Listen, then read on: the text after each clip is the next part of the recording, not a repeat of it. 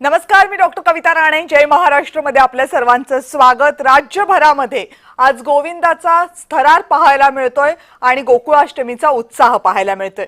मुंबईमध्ये तर अनेक ठिकाणी गोविंदा पथकांची धूम बघायला मिळते. बोरिवलीमध्ये भाजपचे आमदार संजय उपाध्याय यांच्याकडून दहीहंडी उत्सवाचे आयोजन करण्यात आले. भाजपचे नेते आणि आमदार आशिष शेलार यांनी या उत्सवाला उपस्थिती लावली आणि आशिष शेलार यांच्याशी संवाद साधला माझे सहकारी जयराज राजीवडे यांनी. बोरिवलीच्या या गोविंदा पथकामध्ये पालकमंत्री आशिष शेलार जे आलेले आहेत, आपण त्यांच्याकडून जाणून घ्या.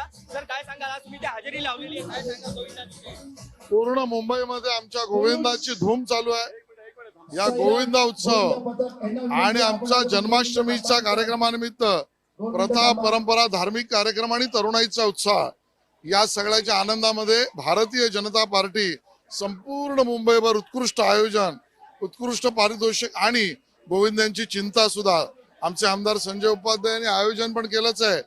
पण बरोबर स्वदेशीचा नारा बुलंद केला. ऑपरेशन सिंदूर मध्ये आमच्या सैनिकांना सलाम केला आणि बरोबरीने सगळ्या गोविंदांना जेवण्याची व्यवस्था सुद्धा केली. भारतीय जनता पार्टी सणासुदीत मराठी माणसाबरोबर, महाराष्ट्राबरोबर उभी आहे, हे चित्र स्पष्ट आहे. नक्कीच आपण पाहिलं असाल का या वर्षीचा जो गोविंदा जो आहे, ऑपरेशन सिंदूरला मानवंदना देण्याकरिता महाराष्ट्रभर जो गोविंदा साजरा करण्यात येत आहे, त्याच्याच अनुषंगाने हा या वर्षीचा गोविंदा हा ऑपरेशन सिंदूरला मानवंदना देण्याकरिता साजरा केला जात असं पालकमंत्री आशिष शेलार यांनी म्हटलेलं आहे. जयराज राजीवडे, जय महाराष्ट्र न्यूज, मुंबई.